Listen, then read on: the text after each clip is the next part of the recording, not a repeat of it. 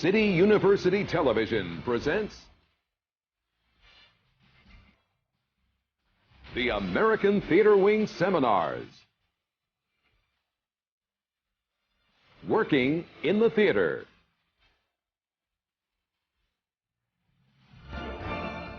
This seminar, production.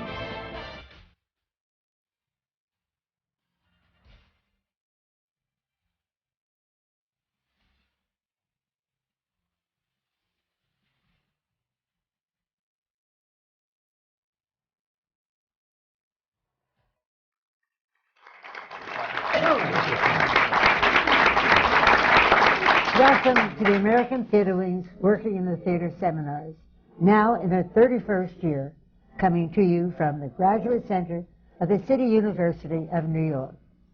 Today's seminar is devoted to the production of the Broadway musical, Urban Cowboy. With the members of its creative and production teams, we will follow the show from its beginning as a work for the stage through to the current production on Broadway. I'm ISABELLE STEVENSON, Chairman of the Board of the American Theater Wing. And now, with great pleasure, let me introduce our moderator for the seminar, who as a producer or a manager has gone through this process about 100 times at least, the President of the American Theater Wing, Roy A. SOMLYO. Roy, would you start? Thank you, Isabel, and thank you, panel, for being here. Let me introduce this group from Urban Cowboy so you can understand what we're going to talk about. On my far right is Aaron Latham, who is an author of Urban Cowboy. Seated next to him is Jason Robert Brown, a composer, musical director. And then Chase Mishkin is on my right, producer. Leonard Soloway, producer. Lonny Price, among other things, the director of this production. And Pete Saunders, who's the public relations specialist on Urban Cowboy. Normally when we do a production seminar, we talk about the genesis of it and how the show began and who had the idea and then how it came to Broadway and how it became this raging hit. We don't have quite that same story to tell this time because Urban Cowboy has yet to become a hit. It's a struggling show.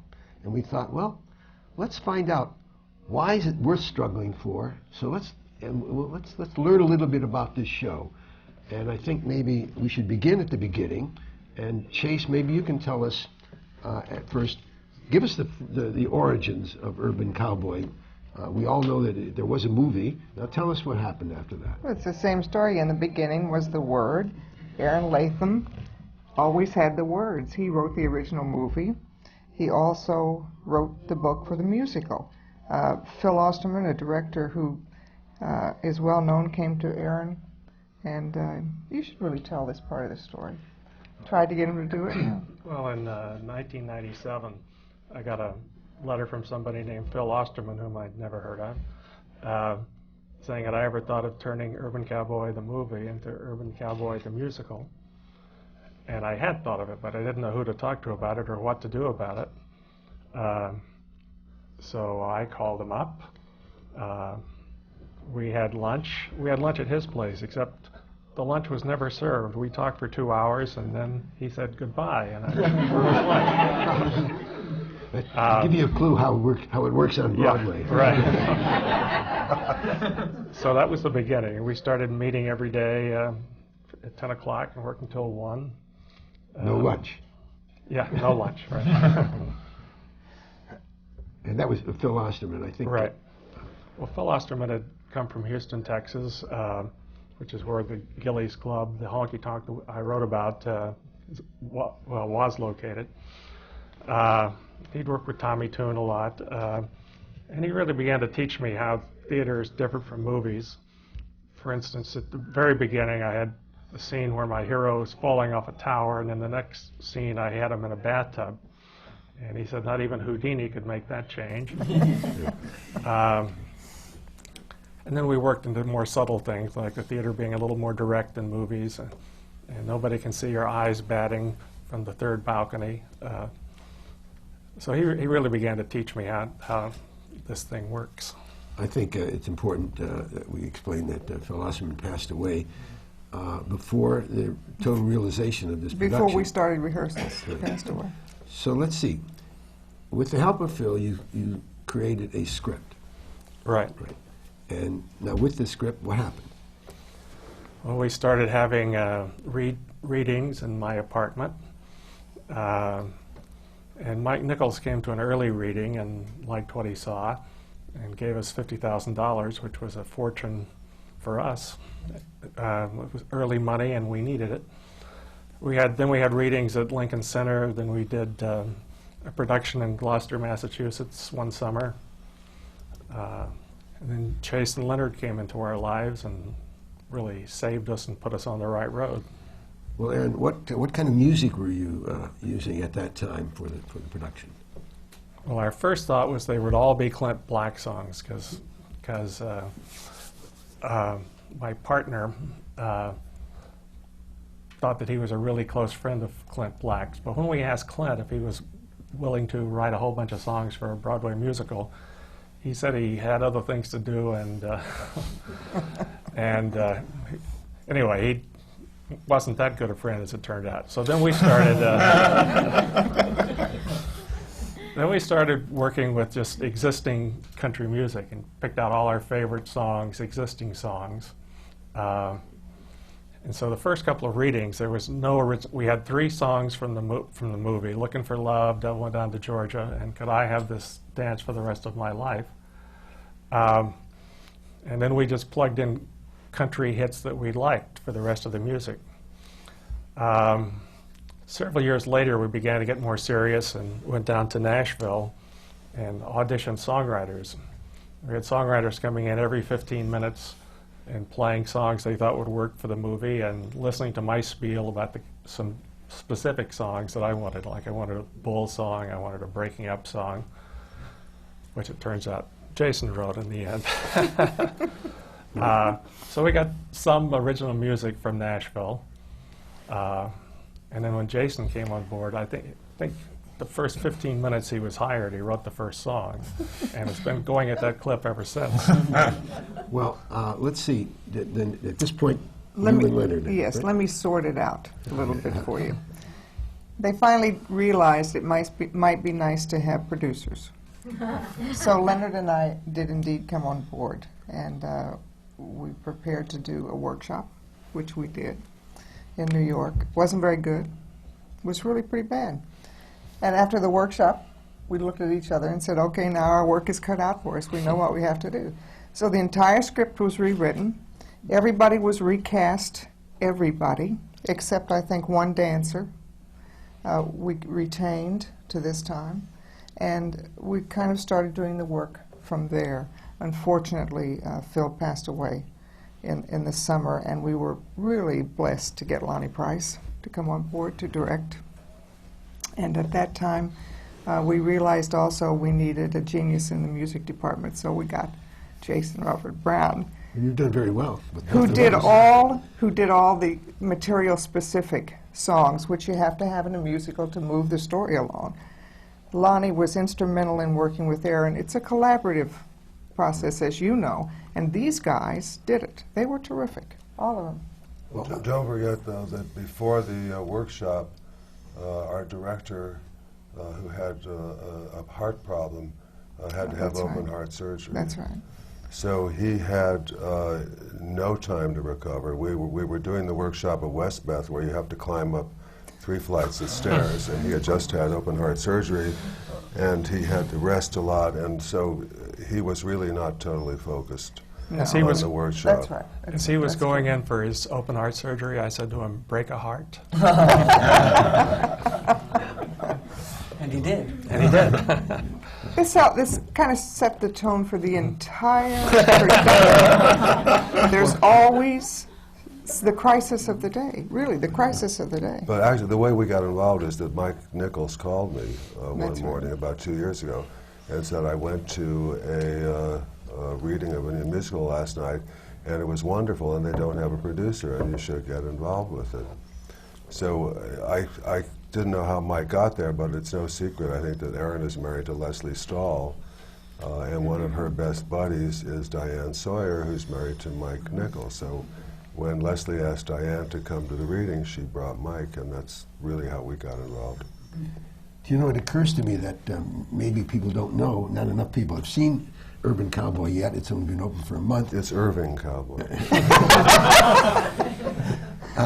Maybe we should just have a clip of it so you can get an idea. We have a general montage of it. So why don't we just look at that tape now? I said, hey, good L-O-O-K-I-N-G. I smell T-R-O-U-B-L-E, yeah.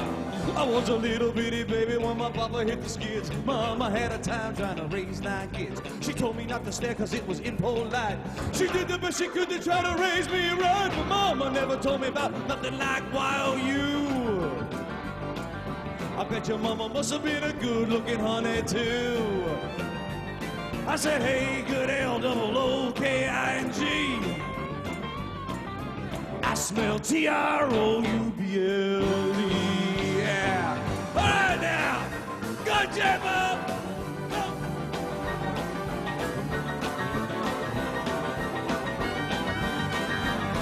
You're a sweet, talking, sexy, walking, honky-tonkin' lady. The men are gonna love you and the women gonna hate you. Reminding them of everything they're never gonna be. Maybe the beginning of a World War III. The world ain't ready for nothing like YOU. Yeah, I bet your mama must have been a good-looking honey, too. Hey, I said, hey, good L-O-O-K-I-N-G. I smell T-R-O-U-B-L-E, yeah. I said, hey! All right! I said, hey! I said, hey! I said, hey! I said, hey! I said, hey! I said, hey! Hey! Hey! Hey! I smell T-R-O-U-B-L-E, yeah. That really is the story of Urban Cowboy. Pete, as the press representative, did you put that together? We did. We shot that and edited it, and it's part of the B-roll that goes out to all. It's a great clip. Press. It sort of gives you the idea in a nutshell in about a minute's time of what the show is about. Right. I think that probably the first time a show has done something like that. Certainly for country music, it's a great way to introduce the show. Yeah. And very impressive with it. Did you direct each aspect of this, Lonny, or just of the piece that we just saw? I had nothing to do with it. I think it's terrific, though. I mean, obviously, it's clips from our production, which is very exciting to see. I think it's a great job. I was quite impressed with it, and I think an audience will be. And if enough people see that, I think it'll make a difference. Well, let's pick up the story now. You've gotten everybody on board. And at this point, you said you did the workshop, and your work was cut out for you. You're going to have to tell what a producer does by telling us what happened. What's the next step? What does a producer do now with your work? Why don't you answer this, Leonard? Well, from the workshop, the decision was whether to continue or not, because the workshop was an absolute disaster. And unfortunately, the creme de la creme of the American theater was present at these workshop presentations. So, Jerry Schoenfeld, everybody was looking at us as though we were out of our minds. But Chase, more than I, was very emotionally involved with the play. And we felt that if we replaced some of the actors, and for no fault of their own, they were very talented, but somewhat miscast, and rewrote what we thought we learned a great deal from the workshop of where to go with the show, basically. I think you should explain pretty much what is a workshop for. Well, it's really a staged rehearsal that we had 2 weeks rehearsal, wasn't it? 2 weeks rehearsal, and people are carrying books. But there is music, there was a small band playing, and it is somewhat directed and somewhat choreographed. And it's done in a rehearsal room with just a suggestion of costumes and practically no scenery.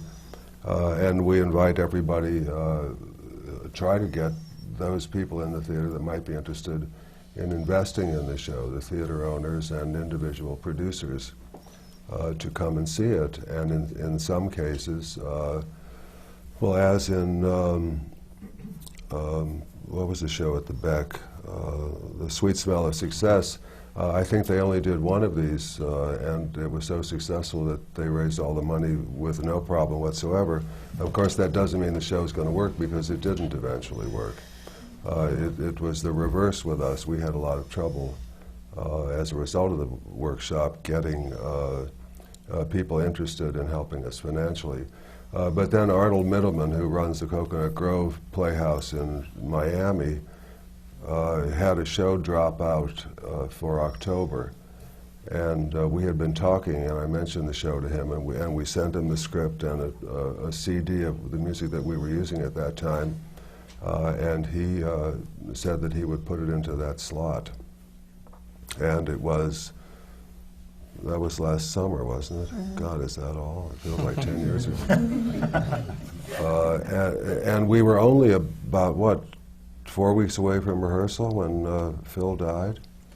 I died at the end of July, so it was a little bit more. But we were just a couple of weeks away from rehearsal when Lonny came on board. When did you come in? What was I had just gotten back from Japan. I was doing Chase's show, Class Act, in Tokyo. I was performing in it and with the original cast, and I got back to find this message from Chase to call her, and Chase had told me that Phil had...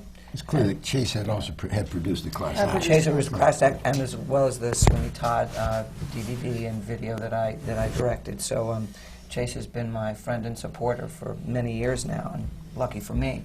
So when she called, she said, Phil had passed away, and would I be interested in the material? And I had... I said no. I said no.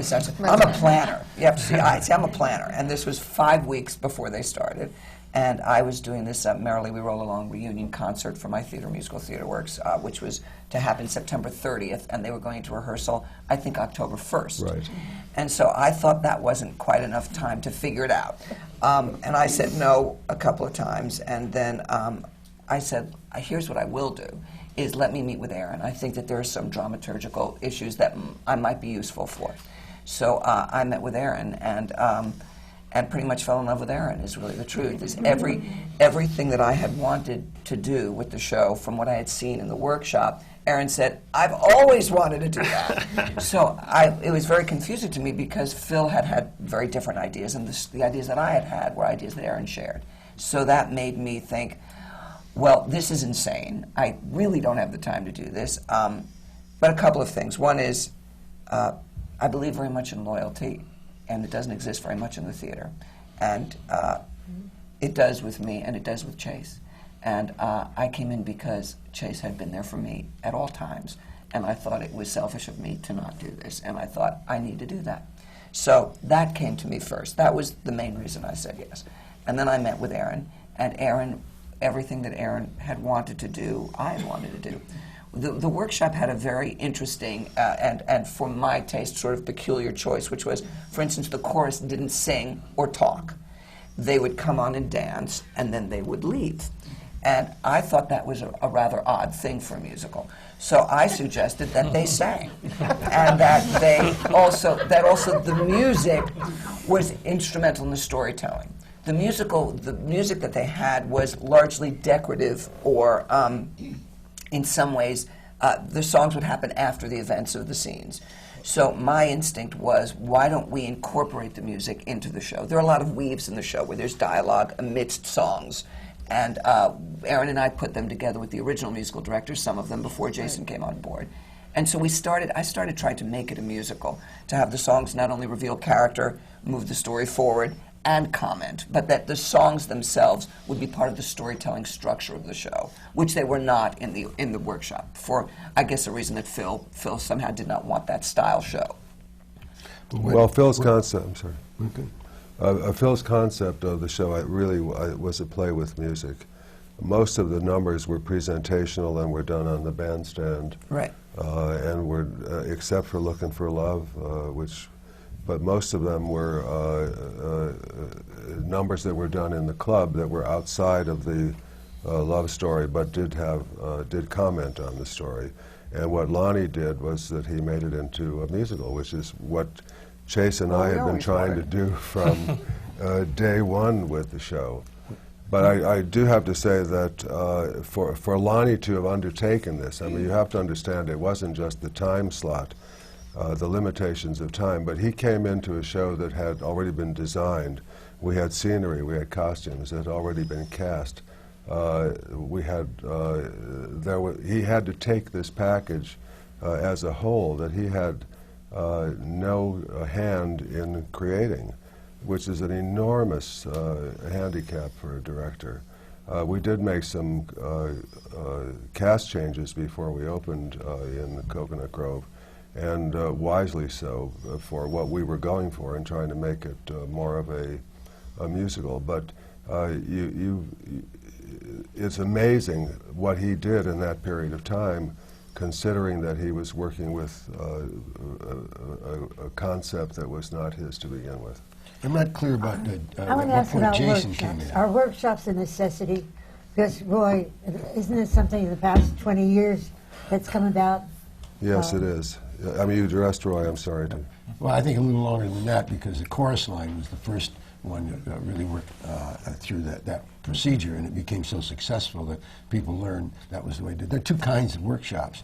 One is where you just work exclusively on the material itself, and you just develop the material. There's a second kind, which I think is what you use, which is to introduce that material to investors. Today, it's almost essential that you have a workshop so you can see what the material is. Everybody has to look at it. How expensive They learned is it? enormous amount. It's anywhere from $100,000 to $500,000, depending on very expensive. How complicated you want to get. Don't forget, in the old days, you know, when I was a kid doing shows like Fade Out, Fade In, and High Spirits, we'd go to New Haven, and then we'd go to Philadelphia, and then we'd go to Boston. We'd be on the road for 12 weeks, and we had time to fix whatever was wrong with the show. And shows, I mean, Fade Out, Fade In cost $600,000. It was the most expensive musical ever done at the time. And it wasn't a problem to raise that kind of money. But now when you're talking about $4 to $10 million, unless you get somebody who's going to give you hunks of money, you can't go to 50 people for, you know, $200,000 a piece, because I mean, I don't know 50 people with $200,000. What percentage of money did you raise through the workshops? 0. Well, no, Mike Nichols stayed in, and somebody else who contributed the workshop presentation stayed in. And the Schuberts contributed to a certain amount to the production as well. It was subsequent to the workshop, but before you went to Florida? I think it was after Florida. Well, it was after Florida, but, well, you know, the Schuberts are very supportive of people in the industry, and they were very helpful to us. I just want to add something just parenthetically, which I think is too bad, and it's not to get on a soapbox about it, but when shows cost $600,000, they didn't need to appeal to vast majorities of people globally and around. You know, they could get their money back in 6 months or 8 months and make a profit in a year. And shows that have to raise $10 million and those sort of things, I think we've dumbed down the kind of innovation that we can expect on Broadway, because the shows now need to be, they need to run 5 years, they need to appeal to a lot of people, and the homogenization of them has, I think, really hurt the creativity of the theater, which is, I think, a really sad thing. I wish the economics were not what they are, and it's too bad. I think if you look at the street and you see a lot of revivals, a lot of composers and lyricists that are tried and true, a lot of them in their 60s and 70s, and, you know, for people like Jason and young composers and lyricists, it's really tough to get someone to say, I'll give you $10 million. Whereas if it was $600,000 or $1 million, we might see a lot more interesting work than we're seeing. A lot more new work. A lot more new work, and I think it's a sad state of the theater. But anyway, every time I hear that $600,000 or Fiddler was produced for $3 million, or, you know, Follies at $700,000 was the biggest ever, or $750,000, you know, and you think the shows that I grew up loving probably never would have been done today, because they wouldn't have been able to raise that kind of money. I'm just Lonny, I don't think it's quite as dismal a picture as you paint it, because there are avenues now for all kinds of shows to develop in our regional theaters. And musicals are now even being done in musical. It's tough to. I've done them. It's tough to do them in regional theaters. They don't have the money for the orchestration. They don't have the money for copying. I mean, can be done, but it is tricky. Right. It's really tricky to do them there. But you see, you do have. Take example of what you've just done. You went down to Coconut Grove Playhouse in Florida, and you enhanced it with money. Yes, right. I was just going to say we these did. producers enhanced it, and it's that. If you can't go out, and certainly we know how difficult it is to raise $100,000 today. Yeah. When you're talking about 10 million, but there are ways of necessity now that these are getting done. Otherwise, we wouldn't have Jason here on our platform. I want to get back to that, though, Jason. Thus far, we haven't found your niche in this show. So why don't you just tell us how you got into it? Well, I can tell the long version of the short version, but I'll tell the short version. Tell the version when you called me. What happened is that was that really good. I saw that Lonny had taken over. I knew Phil. I had worked with Phil many years ago. We had done a musical written by Yoko Ono called New York Rock, which none of you are sorry you missed. And so I had known Phil briefly, and you know, I had heard that he was working on Urban Cowboy, and I thought, oh, that's interesting. And then Phil died, and I thought, oh, goodness gracious, well, I guess that's the end of Urban Cowboy, what a shame. And then I saw that Lonny was attached to it. And at the time, I had sort of stopped writing, which I can make to sound more melodramatic than it is, but I just thought, I don't need to do this right now, and I had sort of retired. So, and I was just sitting around, and I called Lonny, and I said, look, I'm not doing much, maybe I could orchestrate the show, maybe you need an orchestrator. And Lonny said, well, the guy that Phil hired is still on board, and he's still doing it, so I don't need anybody to do that. I said, oh, okay, well, you know, I called. It was worth a shot. I've always thought orchestrating was one of the great shell games of all Broadway. It's just, it's you know, you sit at home by yourself, you write a couple of charts, you make some cash, you go home. It's not a bad gig if you know how to do it. So I thought, that's it, I'll be an orchestrator. So. But that was the end of that, and I said, okay, and I went off to Hawaii to conduct some symphony orchestra doing some strange Broadway program. It was bizarre. Anyway, I came back, and I was just doing some concerts. I mean, I wasn't doing a whole lot. And Lonny called me, and he said, what are you doing? And I said, what do you mean, now? He said, no, I mean, what are you doing? And I said, really? I'm just hanging out. He said... so what are you wearing, Jason? Yeah. And I said, you know, I'm not doing much. I mean, I've got some commissions, little things I'm working on. He said, well, why, you know, do you want to come in and take a look at Urban Cowboy? I said, why? He said, well, I'm not sure that the guy we have is working out. And I said, okay, I mean, you mean just to orchestrate? He said, no, to you know, you'd be playing piano on stage, and you'd be music directing, and there's a song that you would sing, and then, you know, there's arranging to do. And I said, how much is done now? He said, well, nothing, really. And I said, yeah, I mean, when you say nothing, he said, well, no, I mean, everyone's singing in unison and the dance arrangements change every day. I said, oh, so nothing. He said, yeah, nothing. I said, when do you go into tech? He said, in a week. I said, a week from today? He said, yeah, a week from today we go to Florida and we start our tech rehearsal. And I said, okay, well, this is interesting. Let me come take a look at it. And I came and I took a look at the rehearsal. And I was very impressed with what Lonny had done in terms of how the show was moving. And I was particularly impressed with the girl who was cast in the lead, Jen Colella, who I thought was magnificent. And I thought, gee, I want to work with that. I want to work with this situation. But the music department was a mess. And I said, look, you're in trouble. I don't know how to do this in a week. And Lonny said, well, just do what you can. Will you do what you can? And I said, well, look, there's a larger problem that which is that there are some moments that are just sort of missing, you know, the musical moments that are missing. And there was sort of a silence on the phone, and he said, well, you write songs. And I said, okay, you know, maybe I can do that too. So it then transpired that we left literally a week later. I came on board, and we had a week of rehearsals in New York, during which I was doing a big concert also at the same time. But we did a week of rehearsals in New York, and we went to Florida. And in the space between the time I came on board and the time we opened, I wrote 5 songs for the show. I orchestrated the entire show, did all the vocal arrangements and all the dance arrangements, and I was playing in the show, and I sang a number at the top of the second act. And And I still can't quite believe that I did that, but You did. You sure did. He was very tired. You were only sleeping 3 hours a night. Nobody else could have done it. He really is a genius with Thank music. God for Have drugs. you ever written this kind of music before? You know, people ask me that as though what I've written is only Mahler. I mean, I've written music in a popular vein before, and I grew up playing in this style. You know, honky-tonk piano is sort of the most comfortable thing for me to play. Well, that's also what he said when he called, which, by the way, was a great thing, because I would never have thought of Jason, because I think of Jason as this great songwriter, and I would never have thought that he'd be interested in musical directing or orchestrating or arranging or any of that. Orchestrating is a cinch, you see. You don't have to worry about Apparently. Apparently. I'm going to go into it now that I get how much cash there is in it. But he was, I didn't realize that his skill bank was so right for this show in terms of that he could do all of those things, but that he said to me, I have an affinity for this kind of music, and I wouldn't have known that.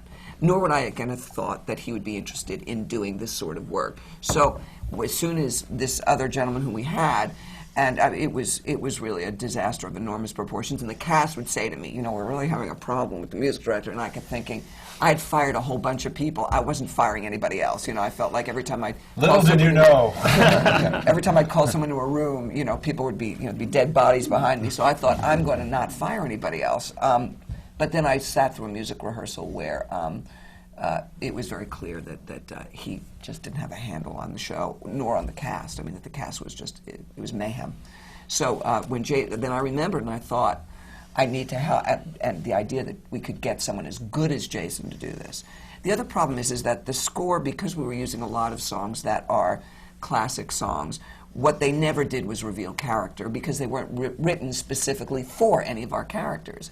So aside from moving the plot along, which the score needed to do, it also needed to reveal character. And Jeff Blumenkrantz wrote a couple of songs for us before Jason even, one actually. One or two, I'm not even sure, two. Before Jason, and then Jason came along and said, I think there are more spots that you need help, and I thought, we sure do. Great, how lucky am I to have Jason as the musical director, who also is this spectacular songwriter. So it really worked out. We were really lucky to get him, and that he was that quick. The other thing about Jason that I just want to tell you, too, is that he's a spectacular musical director in terms of keeping the band together. I mean, we would put in changes in previews, which we'll get to, where a song went in and out. We rewrote, we're starting here, we're going from there, and I would see him with the band. He'd go, okay, we're going number 1, you're cutting to number 3B, and then you move it. And the clarity with which he worked and the speed and the specificity was really dazzling. And I've been in a lot of musicals that were in trouble and on the road and had a lot of changes being done. But I've never seen anybody attack them with such quickness and speed and, which is the same thing, such velocity. And he really is genius at it. I mean, he was really extraordinary. It's really extraordinary. I've never seen anything like it. In addition to which, he's a sensational pianist. Oh, yes. Beyond great. Those of us who've Just seen great. the show, those Just few of great. us who've seen the show can attest to that. I just want to say one thing, that the musical director that was replaced was not untalented. His style of working was not Lonny's style.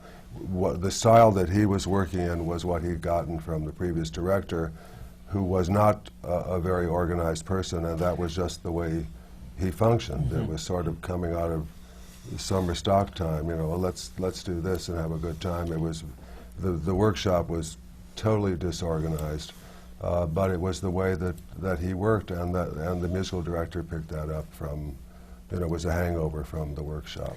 What seems to be happening is that you looked at a workshop, you thought it was disastrous, but you knew... No, we knew it was a disaster. Yeah. But you knew there was something there. You knew there was something there. Absolutely. To It's an continue. Americana love story. So you got, so you then got it down to Florida, and at this point, it's Well, very wait, clear. we didn't get it down to Florida, because when we got to Florida, we discovered that I wasn't there. I just started getting phone calls from Lonny and Chase that none of the scenery wasn't ready to start techs, because what they had not told us was that they did not have the technical ability to build this show, which was a very complicated. How do you get a theater? You've got everything. How do you get your theater? Well, it was Arnold Middleman at the Coconut Grove who had said that he would do the show, and they were building the scenery for us to our specifications. But when they got there, the scenery was not built. I mean, for instance, they built the turntable, and then they addressed the fact of how to motorize it to make it move, instead of working from you know what I'm saying.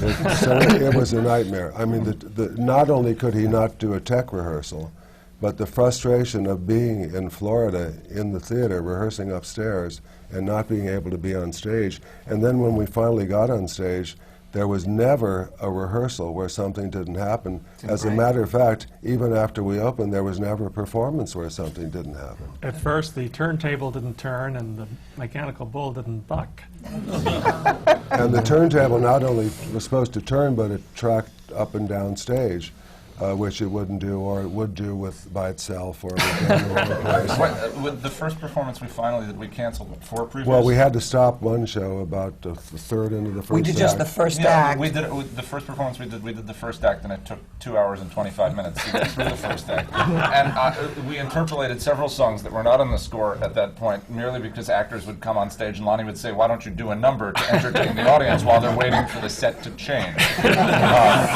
And so Roz did Think, that little Aretha Franklin song. We would Stand By Your Man, the band did, as an instrumental tune.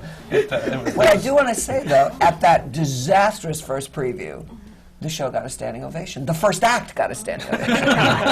There was something about playing this show in that theater in Florida. They loved it from the first, from that terrible first act.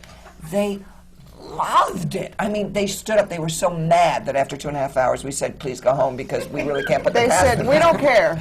Just do it. Just do it." They would have moved the bull themselves. Until we closed, you know, it was great working on a show in an environment that loved it. They just, and that's that's more of our stories. When we came here, the difference in the reaction to the show was frightening. But you see, it's funny now, but it was not funny. It wasn't funny then. It certainly wasn't funny. We had an actor who was walking around singing, "Will I take this show for the rest of my life?" Oh, and in stagehand, the bolt, collapsed on his hand, had to go to the hospital. Yeah. I mean, there was every day was just another disaster. In addition to which, we all gained 20 pounds because every time something terrible happened, we go have a gelato or a piece of pizza. My image of Florida is Leonard coming down the aisle with 12 ice cream cones. At like 2 in the morning, just saying, "Coffee, chocolate, what do you want?" Okay, we've got the theater. So now go on. You've got the theater. Now what happens? In Florida, we have the theater. Well, we worked like crazy. Unfortunately, we were delayed because of the set, which is, and then here we have the strike. I mean, every time we did the show, we had a whole problem. But because what you want to do in a new musical is work on it. You need to put it up there and see how it's working, see how the numbers are working, see how they're leading into each other, see how the book scenes are working, let alone the performances. But we spent a lot of time just trying to get the show not to stop. Just to get it to the end. That was really problematic. But we did a lot of work. We started a list of things that we said we'll change in New York. In fact, one of the popular T-shirts among the cast and crew is "We'll change it on Broadway." We'll fix it when we get to Broadway. Was what they wrote on it. Because there were things we couldn't do there. There were just things. Certainly, anything technical was a disaster there. So, but also that's part of your point about regional theaters. They were not able to do the show we needed them to do, though they committed to it, though they said they could, because they just weren't equipped to do the kind of musical. And by the way, we're talking about a turntable which has existed for thousands of years in the theater and drops.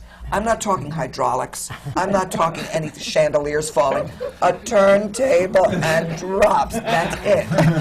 It was not a complicated set. Well, this was not brain surgery. One thing I want to mention is that it's true of all of these regional theaters that there's this syndrome that they don't want to tell you that they can't do something. They're very prideful of what they do, and they think, well, that they resent what they think are professional people coming in to help them. Because I offered early on to bring people down from New York from the shop to help, and they said, no, we don't need it. Well, guess what?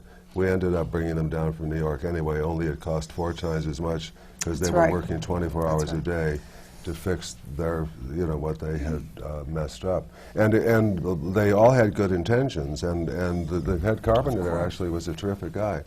but they just did not have the ability to make this stuff be ready for us. And the fact that nobody said to us, hey, don't come down on Sunday because we're not going to be ready for you.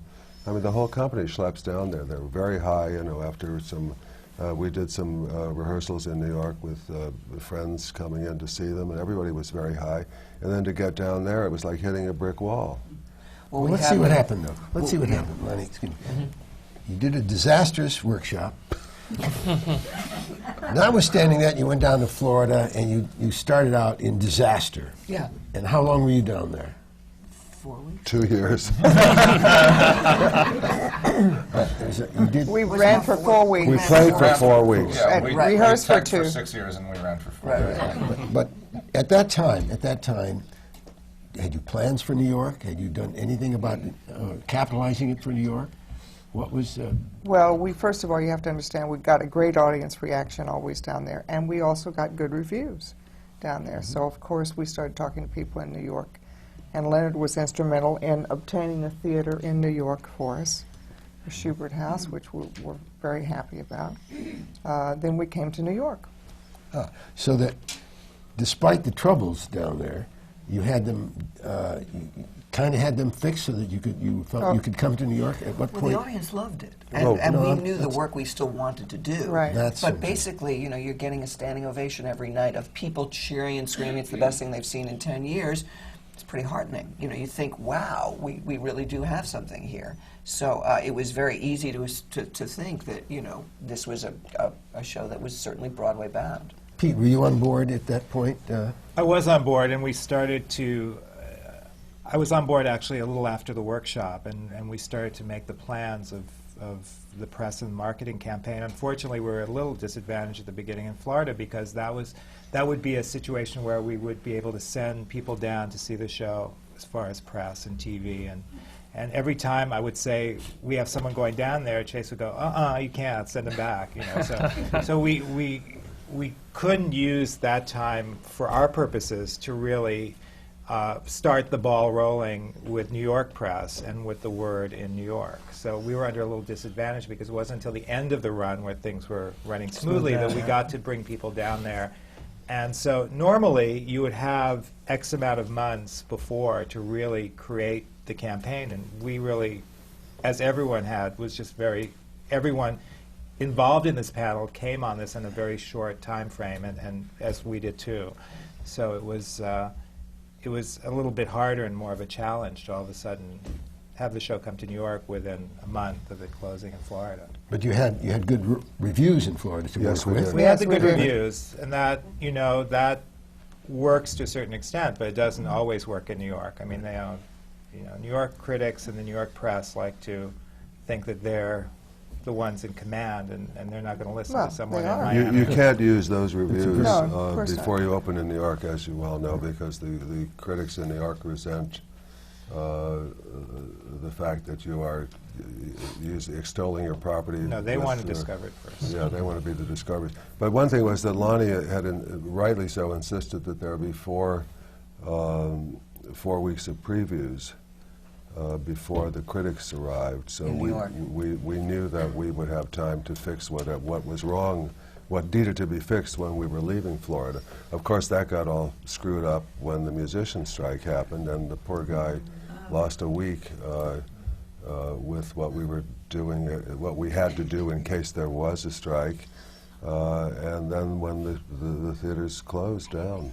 And there's a whole different aura about bringing shows to New York now, because years ago you could go out of town, like Leonard said, and you could go to New Haven, and even though New Haven was close or Boston was close, you were able to work on the shows without people really knowing about it, or the general public or the general press. I mean, that was assumed that you'd work on the show.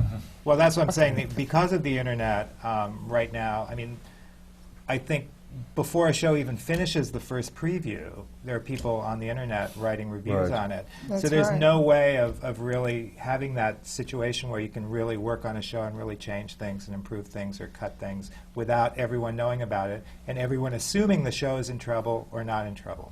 Well, there's another thing I'd like to bring up is that we are so high-tech in the theater now that it's time-consuming. What it does do is that once you get you got it for all time because it's locked into a computer. But we used to change the musical number 30 years ago in an afternoon. You can't do that now. You got to bring in a very light programmer and a programmer for the slides, and they get $500 a day, and they're all sitting there, and the lighting people, and it's a nightmare to make 2 light cue changes in a number is a nightmare today. It used to be done with a guy on a piano board, you know, in 2 minutes, and now it takes an hour or 2 hours. Well, that's all the mechanized scenery as well, is all computerized, and so it's not just, oh, move the cue here. You have to redo the cues from the beginning of the act because the turntable's in a different... It's a lot of stuff now. You're lucky you find these people for $500 a day. You didn't mean that. You meant by the hour. No, a day. Well, that's not still bad. Bargain, though. Those are bargains.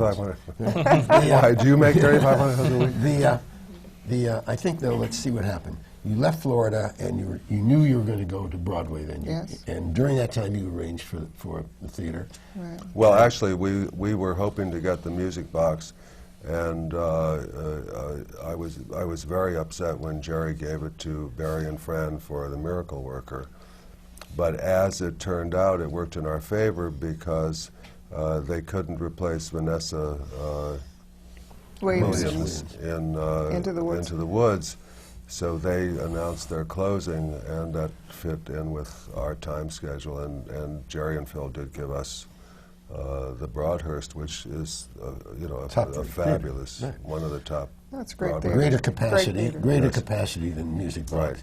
And, Roy, well, now when do we get to the unions and the business of it?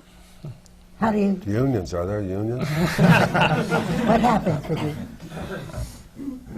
Well, we had no union problems except when Except that they all the left at the musicians. same time. I mean, we got a call at 5 to 6 on a Friday.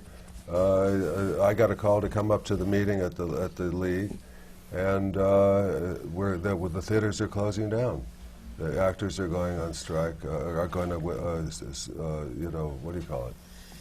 Not support the strike. Well, I think also during the musician strike, it was a time where Lonny really needed to rehearse the cast, and I think a lot of that time had to be devoted to working with the virtual orchestra or the taped orchestra, in what case. So that took a lot of time out of the actual preview rehearsal time because they knew that this strike might happen, and they would But have then we were locked out of the theaters. I mean, I called them at 5 to 6 and said, "You got to leave the theater," and they were in the middle of rehearsal.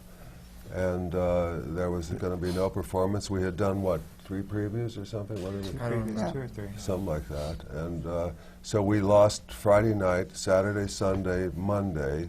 And then we were back on And you were back on Tuesday. But the previous week we were rehearsing with the tape, so we couldn't do anything new. We couldn't make any changes because we were so... For clarity, yes, I think for clarity, you were on you had set your preview schedule, and at that time, I think that nobody knew what was going to happen with the musicians, so you did tape the show. Is that it? Yes. We did. So you could rehearse with the tape. No, I had Musically? nothing to do with No, the he tape. had No, nothing we to do went with to this. Dallas and recorded all the music. So you had the music recorded. You had the music recorded so that you could continue That's possibly right. rehearsing. Right. And And performing in the case whether or of the not you were strike, going to get use back that with- tape for the show is not. It was mostly about performing, right? It actually just had was. to- Gave it. Yeah, the tape was actually made in the event that the musicians struck. If Equity had not Walked out. withheld this, upheld the Honored strike, the we would have played that night with the tape music. So you had a couple, but you had a couple of previews with live performances. Yes. Live musicians. As And live then- as Jason could be. I can't speak for the other musicians, but I myself was live. And then the musicians, then the work stoppage, which went through the industry, and no musicals performed on Broadway. So now that strike lasted Friday, Saturday, 5 days. Sunday, Monday. for the long weekend, in which time you suspended performances. And And rehearsals. rehearsals. And We couldn't- rehearsals. they And wouldn't rehearsals rehearse. because the Couldn't call the act. Well, Because the Equity was honoring the picket line also, Yes, so right. until the So musicians went back to Which it. was very strange because they allowed Gypsy and the Look of Love to continue rehearsals, but they were not in the theater. They weren't You in were already previews in- yet, but we no, were. but you were already. So we you had were already heard. We were started. in previews, yeah. So there used to be an Al Cap cartoon in Little Abner. Yeah. And there was a man named Joe Blitzflick, and every time Joe Blitzflick came on, there was a gray cloud over his head. And this sounds like this show was the Joe Blitzwick. Nothing ever happened easy for you. That's right.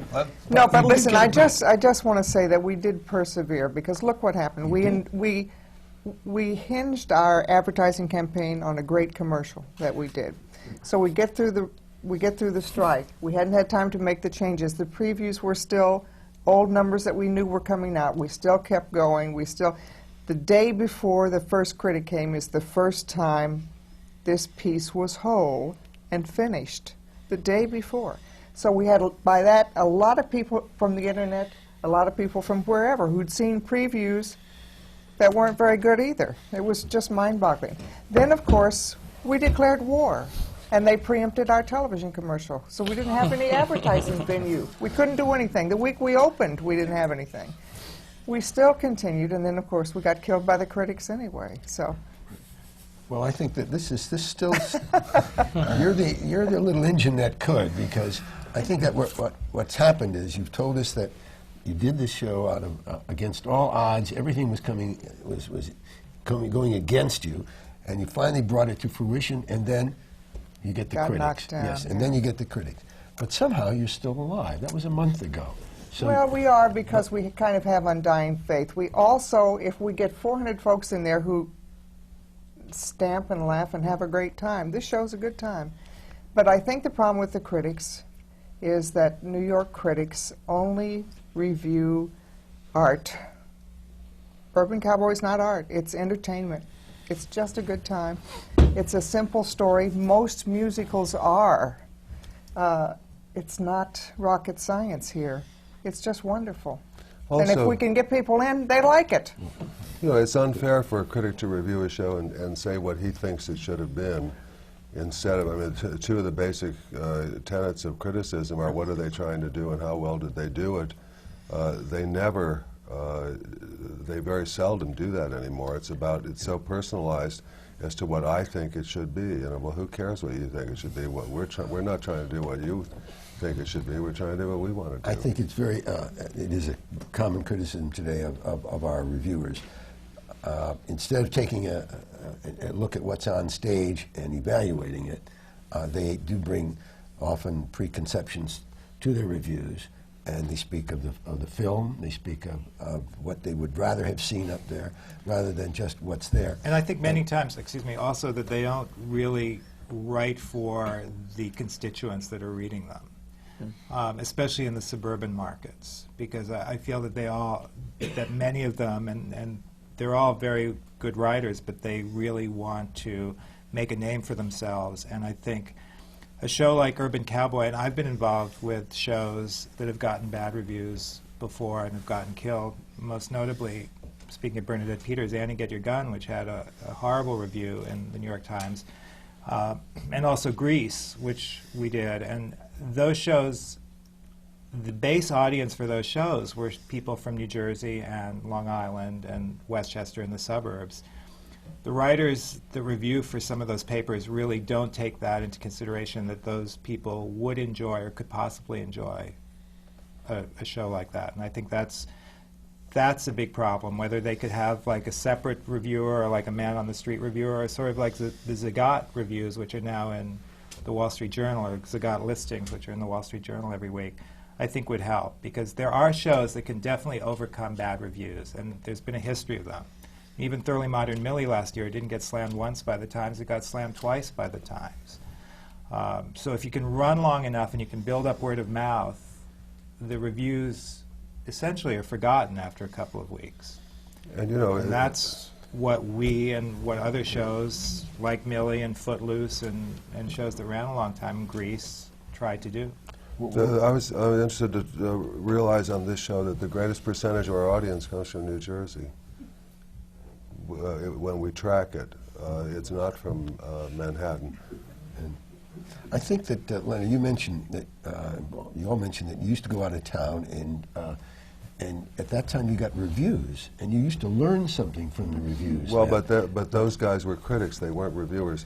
I mean, they had the schooling and the knowledge to be a critic. You know, you loved going to Boston because Elliot Norton not only would write a review that was constructed, but he would meet with the writers and the producers and as the guy in Chicago used to do. Claudia Cassidy. And Claudia Cassidy, absolutely. But did you learn anything from the reviews, either in Florida or even here? Have you learned anything from those reviews that could be constructive along the way? I mean, this is a show you're going to... Constructive, they're No, I never don't think so. constructive. Well, but they can be. This is a show No. that you're going to Well, continue I think to we tour. did. The thing about the reviews in Florida that we got were that they pointed to things that we all planned on changing anyway. I mean, we looked at the reviews in Florida. We said, yes, we agree with all of that. As soon as we get a chance to work on the show, we'll be happy to do that That's for you. true. And so we did. We came back to New York, and if anyone in Florida wants to take credit for having changed the show, they can. Though in fact we were going to do all of that anyway. So what we're going to do is try to find out how you're able to keep this alive. You've got bad notices. You have great faith in the show. Very few audiences were coming there, but notwithstanding that, you still were able somehow to put it together. We are and keep it alive. struggling. We are struggling now, still. But that was mainly Chase who stepped in and Well, kept us alive. we posted a notice the day after we opened because the reviews were so terrible. And we started getting phone calls from people. And I finally got smart enough to say, well, would you make us a priority loan? So we, because we dissipated our contingencies in our budget with the musician strike. And we were pretty broke. So we needed money to continue. Did you not have any advance sale? We had, yes, we had a little over $1 million advance sale. But a lot of it was in theater parties, and as soon as the reviews came out, they canceled.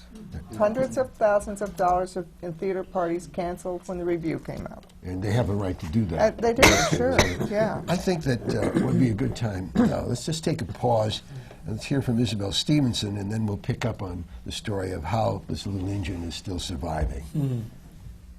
Before we get back to the American Theater Wing's Working the Theater seminar on production, I would like to remind you that these seminars are only one of the many year-round programs that the Wing undertakes. You're probably familiar with the American Theater Wing's Tony Awards, which is given for achievement of excellence in the Broadway theater. But we also have an important grants program providing aid to off and off Broadway theaters. We have expanded our scholarships to promising students to pursue studies in the theater arts. And we offer a comprehensive guide to careers in the theater to those seriously interested in entering the profession. As the longest-established charity dating back from World War I and World War II, and a famous stage door canteen, all of our programs are designed to reward and promote excellence in the theater. We just love to introduce young people and their families to theater and the magic it unfolds. We take great pride in the work we do, and remain grateful to our members and everyone else whose contributions help make possible the dynamic programs of the American Theater Wing. Our work is so important to the theater and the community, and we are proud to be a part of this exciting industry. And so now, let's return to our panel on production, Urban Cowboy, and our moderator, President of the American Theater Wing, Roy A. SOMLYO. Roy? Thank you, Isabelle. I think we've been a little negligent here in one aspect as we continue now. Let's talk hard dollars for a minute, if we can. I think the only dollar we heard mentioned was maybe the $50,000 that Mike Nichols put up originally, and maybe the $500 an hour or day. That's what we did the show on. Let's see if we can get it in perspective. You got $50,000 to get you into out of the workshop. No, we that raised was just- $150,000 Yeah. for the workshop. Actually, You raised $150, and did you spend that? Sure. almost Oh, my. with a few thousand. Do you want to explain the continuing interest that somebody has if they put money up for a workshop? How does that work with you? Well, it's called front money, and somebody who invests in a workshop has the right to, if the show moves, leave that in as an investment for which they get double what a normal investment would get. Or when the show is capitalized, they can take their money out. the people who invested in our workshop chose to leave it in as an investment. And so there's a great advantage to putting up money on that risk. I think maybe everybody should know that. In other words, if you put up money, front money, that's being expended for a workshop, you have a lot more double. You have double the opportunity to, when you're getting your money back, you're going to get 2 points instead of 1 if that's what you put up. Right. Well, that's, I think, and don't forget, Chase and I have, and Lonny, we have done some hits, and Jason too. And in which case, people who invested with us made a lot of money. That's right. On Gross Indecency and the Dame beauty Edna. queen of Lena Ann and Dame Edna. Well, I think the list goes on, but how do you find this $150,000? Well, you have to go to friends. You can't go to strangers because you have nothing to show them. But are you looking for corporate money at that time, or are you just going to individuals to? Just people you know. And what's the smallest amount of money that people contribute toward that? The smallest amount, $5,000, would you? Well, say? it could be whatever you like. But we were fortunate, and we had 3 people to do $50,000 each. Well, that's very good. So now you have this 150, and you spent it, or virtually all of it, you said, on the workshop. Right. And you knew you were going to go to Broadway. Somebody put some figures down on paper. No, we didn't know we were going to Broadway. We knew we were going to try to find somewhere out of town to go, and we spoke with the people who run Minneapolis, St. Paul. We were speaking to some regional theaters when Arnold Middleman came into the picture with Coconut Grove. Aha. So in Coconut Grove, then, you gave, I think you said you gave them enhancement money. Right. And do you want to tell us how much that was? $800,000, wasn't Yes. it? $800,000. So you paid $800,000 to learn that they couldn't accommodate you in physical production. Well, and they contributed about $750,000. Sure, yeah. So that's about what they would normally pay to do a show for those 4 weeks. Right. So with your 800, so now you had $1.5 million to put a show on. To see if we're going to go to Broadway. To put it on in Florida, to make the decision then. Right. And obviously, you made that decision because you wouldn't be here if you hadn't. Well, you might be here, but you wouldn't. Urban Cowboy wouldn't have been here. So now, having made that decision with this, and you spent the full $1.5 million, the full. Yes, we did. Some of it on pizza. Who paid for the guys to come in from New York? We did. So well, as it turned out, we did. That's another sad story. Artie Siccardi and his troupe. His troupe arrived en masse. I should explain that. Artie Siccardi is the leading technical supervisor and can get anybody out of any technical problem they have. True. And he's probably represented on Broadway. Gypsy at the moment, well, everything. He's got most every show, and Artie has a saying, when you tell him what it is, his answer is usually, no problem. And then he sorts out the problem himself, and he solves it for you. But somewhere then you put numbers on paper then to decide after that you're going to go further. Well, we always knew that the New York show would cost about $4 million. And because of the overages in, in Florida, we raised it to $4.5 million. Which is still, as you well know, very inexpensive for a Broadway musical. That's rather modest. The $4.5 million that then you decided to capitalize that. What kind of an entity did you use? LLC, limited liability corporation. Right. So and you are the managing member? You are the managing member, right? Leonard and myself. You two are.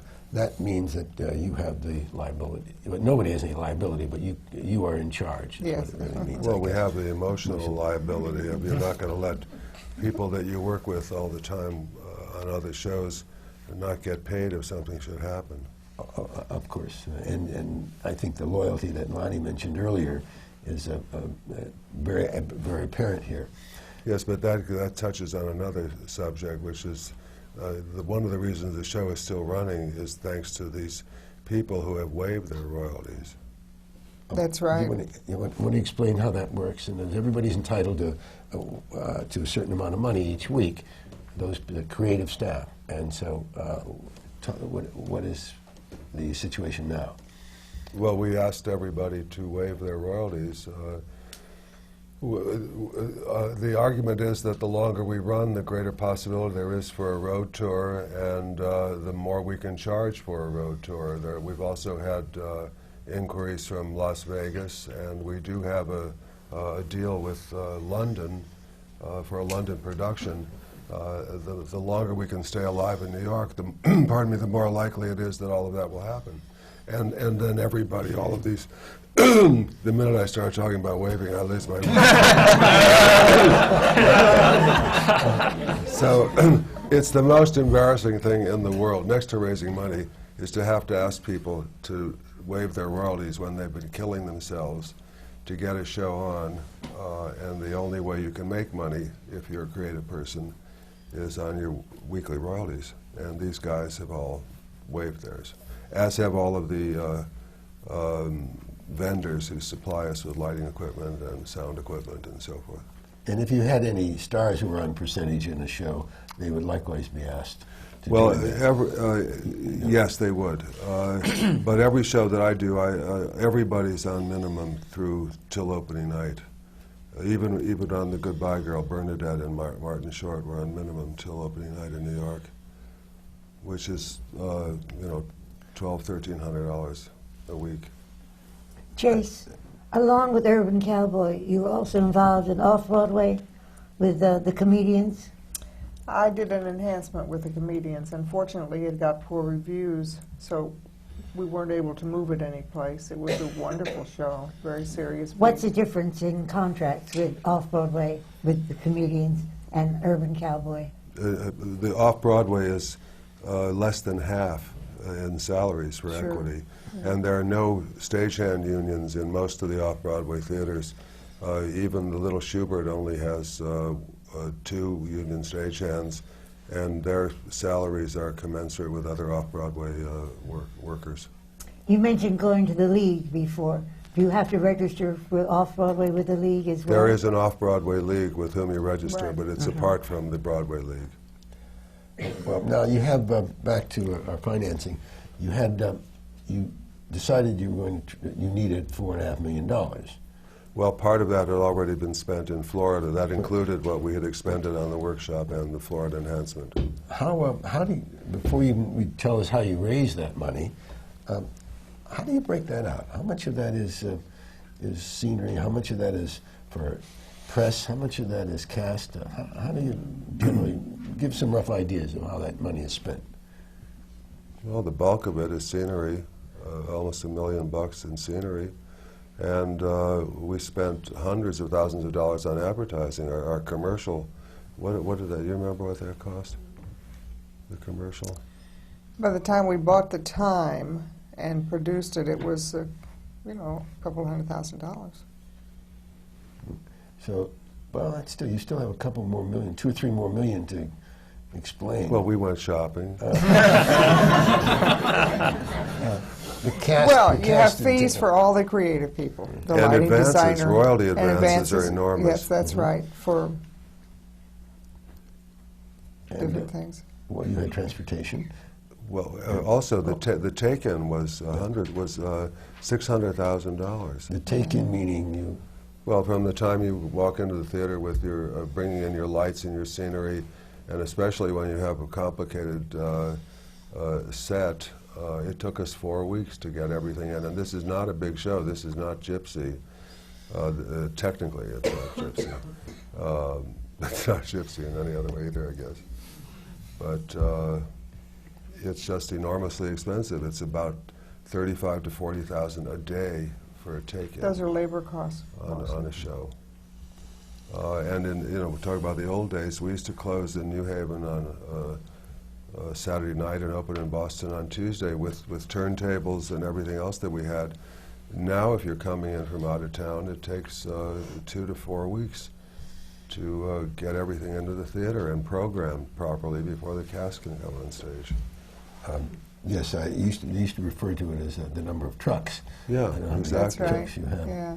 If it's a 3-truck show, it's a big show. Right, it's a big truck. But you Now can't. there are 14. But it's not about trucks anymore because it's all about the computers, and making everything work technically. But I think it's time, is what you're saying. The cost there, a great deal is time. It's Everybody in the labor theater. costs, yeah. Right. Right. So you're, how much of that $4.5 million was earmarked for reserve? 400,000. 400,000. All right, so now then you open the show and you didn't get the notices that you wanted or deserved or expected. And you immediately put up your notice, which meant that you had 1 week in which you were going to close. Then what happened, Chase? Actually, excuse me, we were going to close the next night. 2 days, The notice went up, we opened on a Thursday. The rotten reviews happened on Friday. We put up the notice Friday night, and we were going to close Saturday.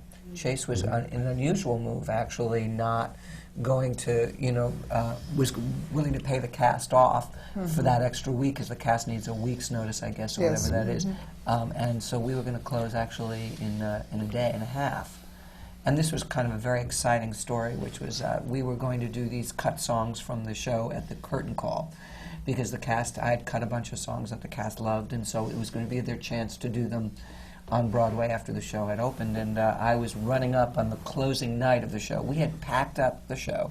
Everybody's flower, I mean, the cast had packed up their costumes, had been washed, and the dye had been taken out of the costumes. They were packed in the basement.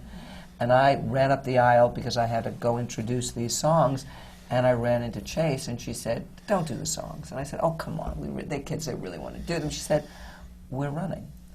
And so this was 10 minutes before the final curtain of Saturday night, which was to be our last show. I went back to my seat, and I was sitting next to my boyfriend, Jeff Blumenkrantz, who wrote some songs, and he said, what's happened? I said, "We're not closing."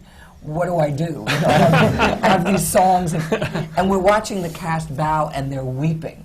They're crying, and they're weeping, and what we haven't said, just parenthetically, please, is the cast at the Broadhurst Theater are the most extraordinary bunch of people I have ever worked with. Through all of the craziness that you've heard, all of the disappointments, all of the set breaking, all of it, they come to the theater, even today, every night, with such joy and cheerfulness and positivity about what they love about the show. They are, for no other reason, go see the show and see this bunch of people. They are extraordinary to watch, and they're amazing. So anyway, they're weeping and crying because they love the show. And I came out to introduce the closing songs, and in fact said this was to be our closing night, but I've just run into the greatest producers in the world, Chase Mishkin and Leonard Soloway, and they've informed me that we are running. Well, pandemonium, screaming, cheering, crying. It was one of those great sort of movie nights. From the audience too, though. The audience is stomping and cheering, and it was just one of those great nights. And so anyway, that was why we were supposed to close the next day. We were supposed to close the next day. Right. Well, now, so what was this miracle? What brought about the miracle? Well, the situation, as I mentioned earlier, was that we no longer had any contingency money because we had dissipated it because of the strike, primarily. We spent $100,000 recording the music. We spent $50,000 a week to catch up on rehearsals. It just was gone by the time we opened. And I really started asking people for priority loans so we could have 4 to 6 weeks to see if we could build an audience, have some more advertising money, and so on and so forth. And everyone pitched in, and we raised some priority money. And how long you are one of the investors in this priority money, you personally yourself as well, which goes to show your continued ongoing faith in this production. You can't not have faith in this production. The kids are great. Well, you know, everyone's done a fabulous job. Lonny said that he had this extraordinary group of people there, and their devotion to the show. Well, I can sit here and tell you, it's very clear. It starts at the top because you've got devoted producers. No, they kill for Chase. Who are exposed at this point, and they're still doing. Well, the thing too is that Chase mentioned it briefly, but it's really true. You go to the theater, and whether there's 400 people in the audience, or 800, or 1,100, they love it, and it's hard to argue with that. They stamp and cheer and laugh and have a great time. And it's hard to look at that show and say, it's not a success. It is a success to the people who come. It's just getting enough of them there so that we can make the dollars work. Pete, is there anything that you can do excuse me for a minute. Well, I was just going to say, in terms of what Chase has done, We were in all that trouble down in Florida, and the cast was getting very nervous and depressed. She wrote a check for $1,000 to everybody in the cast and sent a letter saying, you know, it's never easy and Hang in there with hang us. in there. And now she's at the theater almost every night, just so they'll know she's there and not lose the spirit. It's very unusual. I mean, as you know, this is a show with 2 people above the title. This is not a musical with 14 names. Go look at Millie or any of those shows, and corporations. This is a mom-and-pop organization. This is Chase Mishkin's love that's on the stage, and that's why the cast is so supportive, and that's why we're all here, because It's amazing she believes also in that it. there are so many Broadway debuts, which is really 14. amazing to see. That there are 14 people making their Broadway debuts in the show, including the 2 stars. So. It was a challenge to cast this show. There are no 21-year-old stars on Broadway. You got to create them. Well, Pete, are you able to get the press in any way supporting this? Here you have this valiant effort being made to save a show. You say the audiences love it when they're there. You've got some wonderful talent up there. I know initially we saw some wonderful things from Matt when that he was suddenly a new star was discovered. But how about? Well, I have to say, I mean, this to me, as I was telling someone at the break, it's the creative aspect of this now and the challenge of it is the most appealing to me. I've worked on shows that are huge hits, and I've worked on shows that were not. And even though, like, we work on Chicago right now, I mean, that's wonderful, and it's been an amazing 7 years. The challenge of doing Urban Cowboy, or a show that really needs help, is what I went into this business to do. I mean, it's more exciting for me to really try to change something around or to create something than just sitting back and taking the calls. So it is a big challenge now, and it's harder because you're hit, you know, you run into a wall when you get those reviews at times, and you have to really change people's perceptions and ideas, and we're trying to do that, but as Leonard said, the longer you run, and I think that's the point. The longer you run, the easier it is, the more receptive they're going to be to sort of help the show out and try to come in and see. And we're starting to break through that now, and we're starting to get the support that we are looking for because people know that the show's really trying, and they know that there's hopefully a life there. But it's... And Pete has done a fabulous job with the show. We've had an enormous amount of press with the show, in spite of the bad notices that we got. Everything from the Today Show to coverage all over the country. He's really done. I mean, the fax machine just pours out articles coming from. I mean, nobody can get through to me that wants to. It's but he really has done a I think job. That's what makes my job a little more exciting and a little more interesting. It's very nice to be working on the hits, and it's a prestige thing to be there and just answering phones and just funneling out requests and stuff. But to sort of take the creative reins, just like Lonny is creative and Jason's creative and Chase and Leonard are creative as producers, this is my time to try to... Aaron's creative as a writer. This is like my time. What about Roy? And Roy's creative. And Isabelle. We're all creative, but I think that's why this time for me is even a more One exciting more time. piece of business on the business. You have to post a bond, right? Yes. What is that and why? Oh, it's 2 weeks' salary for the actors and 1 week for the press agents and company managers, and then we have a wardrobe bond, hairstylist bond. The musicians are posted by the theater because they're paid by the theater.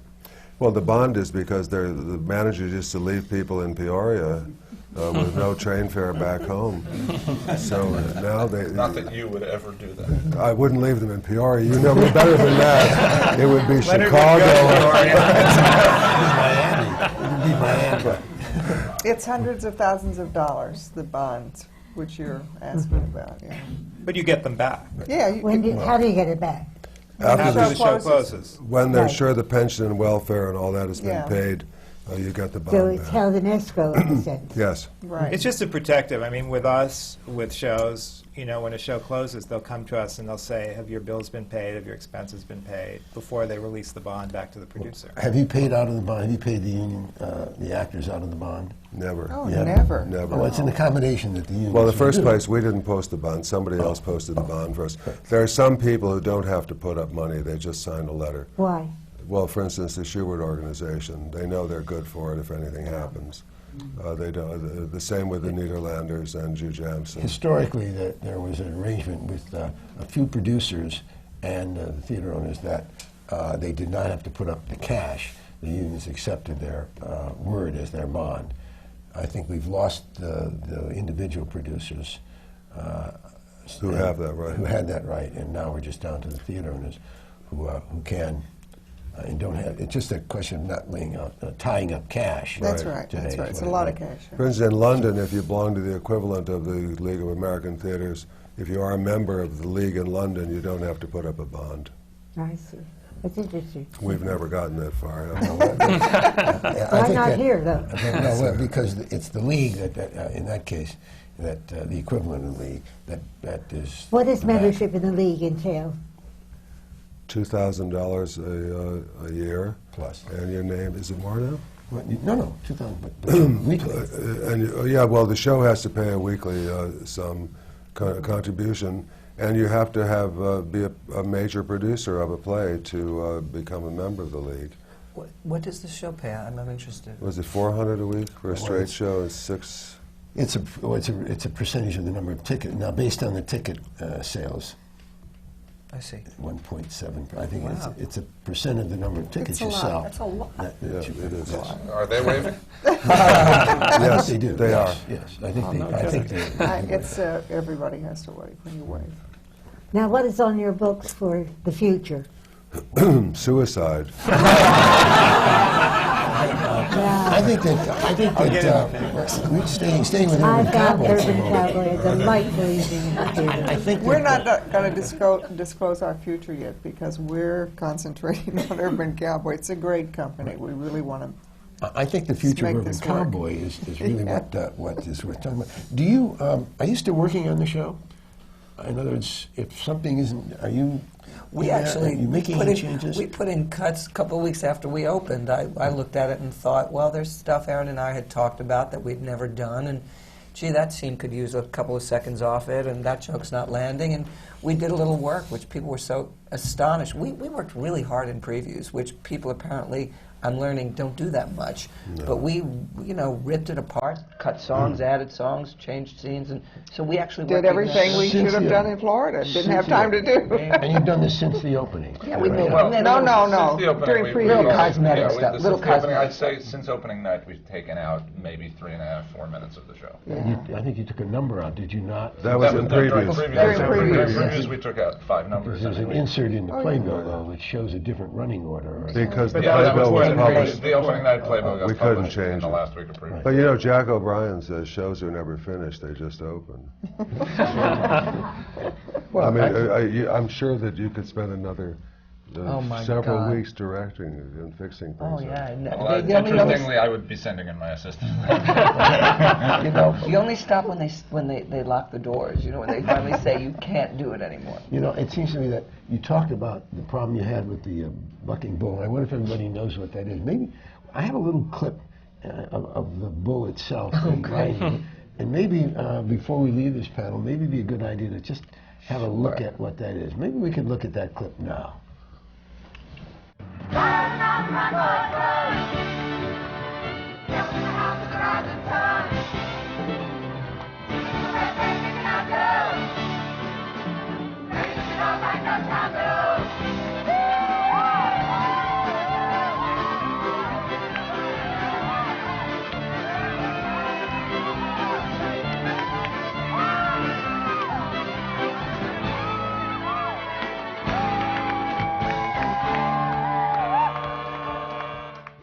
That's so clever.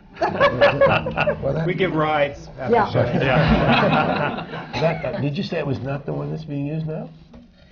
New bull, Well, right? also that was during Early in previews, previews. so the Different. bull is much faster now, Bull is faster, the lighting cues are different, you can see it. and it is a different. It's actually a different bull. When we were in a workshop, Aaron used to take the kids out to this bar in New Jersey that had a bull, and they would practice there. Yeah. That was a lot of fun. Did anybody ever get thrown off? Everybody got thrown out. That's the It's thing harder about than it looks, guys. Yeah, that's the thing about our show that I always say. I said people have to get thrown because you go to these bars, the guys can't stay on it. An actual bull, guys get thrown off it. They can't make it for 8 seconds. They fly off of it all Because a night long. bull There's is- just people going. Bull's not like a horse. It bucks like a rocking chair. A bull spins, and you just can't stay on it very long. Have you tried it, Chase? Have I tried it? Yeah. Speaking of not staying on too long, I think we've just come to the end, and we're not going to be able to stay on any longer on this panel, although we could probably go on for 2 more hours. I want to thank you so much. This has been an American Theater Wing working in the theater seminar coming to you from the Broadcast Center of City University of New York, their Graduate Center. Thank you all for participating.